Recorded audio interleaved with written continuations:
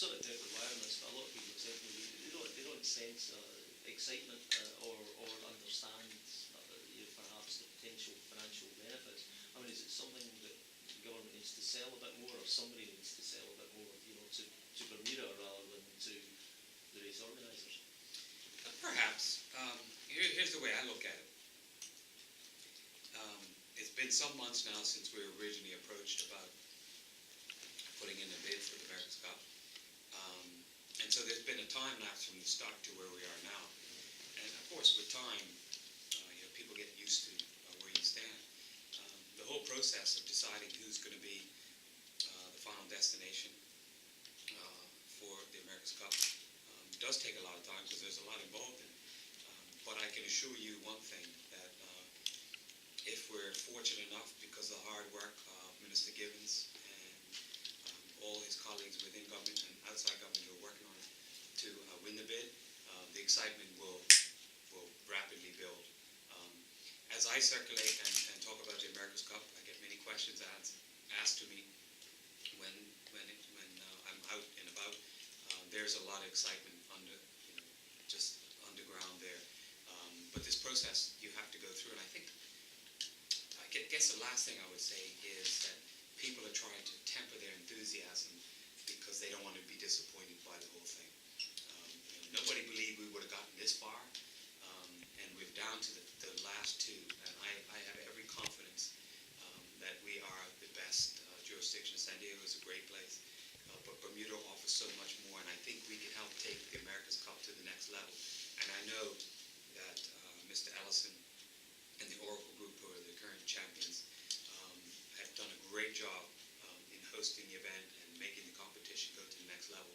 And Bermuda would certainly take that up another level, and we'd be just absolutely delighted to have that opportunity to work with them to make that happen. Even that is in itself, quite a coup for Bermuda. Yeah, we're in a position now in the middle of August that we never anticipated there'd be an opportunity for at the end of last year, because the America's Cup wasn't even on the horizon. So it would definitely stand to have something exciting for Bermuda that we'd never planned for. However, our intention and our goals focused on being successful overall. And it's going to be a few more weeks. From what I'm told, end of September, middle of October is a time frame you might hear something. And if you recall, the last decision they made was a couple of weeks delayed from what they expected. But Minister Gibbons' team are still working on it. We have people coming to the island to look at what we have to offer. Visiting teams are starting to pay attention to what's going on. So the work continues. And I'm very excited, and I know there's a lot of excitement in the community that's ready to be very public once we get in that position. Well, next month, I think, is the party conference. End of September. Yeah, end of September. And potential leadership challenge. How do you feel about that? Nominations going out last weekend, because we do have 3 positions. Our constitution is different from the Progressive Labour Party's constitution. We have positions that have to be elected by members, and so those are the leadership positions in the executive, so the deputies and the chair, and the deputy leader and the leader of the party. So nomination forms went out over the weekend for those. I filled out my form. I am waiting for one more signature of a person who has off the island. He comes back tonight. I will put my form in tomorrow. I have no idea if I'll be challenged, but it doesn't bother me if I am. I always look forward to a contest, but I feel confident that the party will support me removing the acting from the name. And I'm committed to work with my colleagues to do the best that we can, not only for the party, but more importantly for Bermuda. Remember, there's 3 positions that are to be elected: chairman, deputy leader, and leader. So there could be a number of candidates in any position. But I would hope that my colleagues would feel that in the 2.5 months, I jumped right into the position, and it was unexpected that it would happen. I jumped right into it, and I would hope that they see me start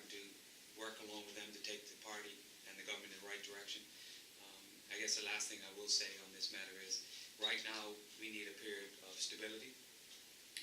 My colleagues supported me with the unexpected change, and I wouldn't see why the support wouldn't be there at this time, but we live in a very strong democracy, so if there's a challenge coming forward, so be it, and I will deal with that accordingly. Crime statistics. Good news. You know, I don't know if you saw the sort of PLP response that said, well, actually, we did all the work and you'll be taking all the credit. That's not entirely fair. Is there any justification to that? You know, it's all I read the their response. argument is, you know. I read the response, and I'm a happy person.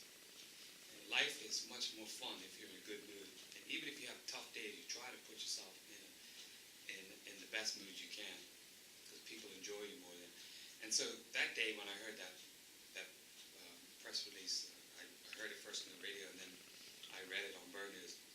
I had a good laugh, simply because my approach in the 18 months when I've been the Minister of National Security is, and you go back and look at perhaps pretty much every one of my comments or statements on it, I stay away from banging the former government on what they might have done in crime, because I've realized all along that if we're going to turn the situation around as far as crime goes, we all need to work at this together. And in fact, in some of my comments, I've given credit to the former government for what they've done. So I laughed at their statement because, simply put, I never, as a minister, I haven't beaten them up. I might have made some critique of them if they have said something on the floor of the House, but I've never beaten them up about it. I've given credit for it. But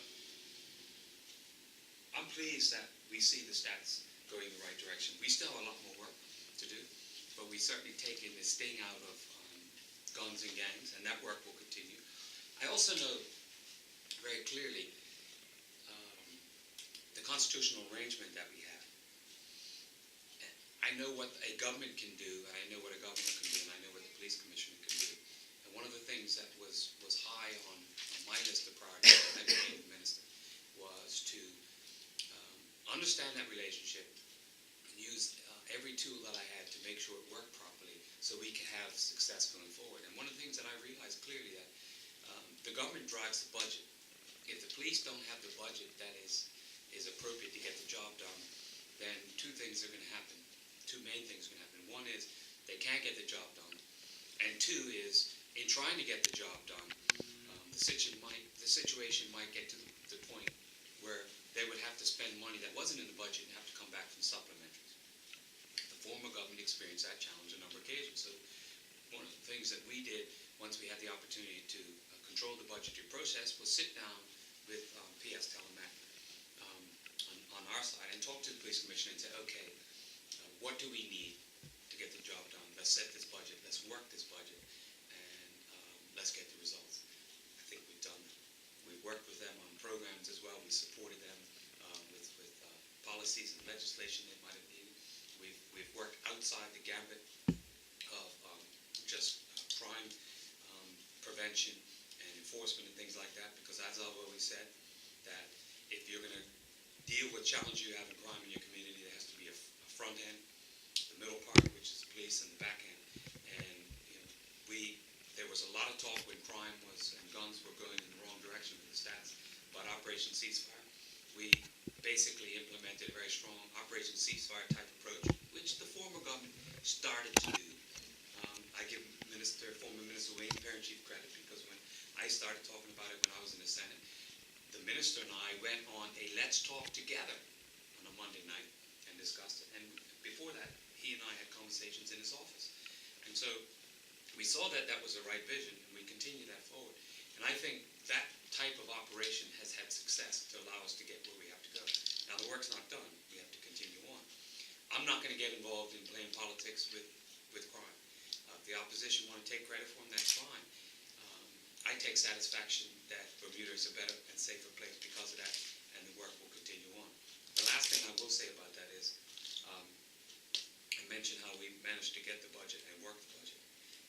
In the Ministry of National Security, when the budget numbers come out for the last financial year, you will see that we were significantly under the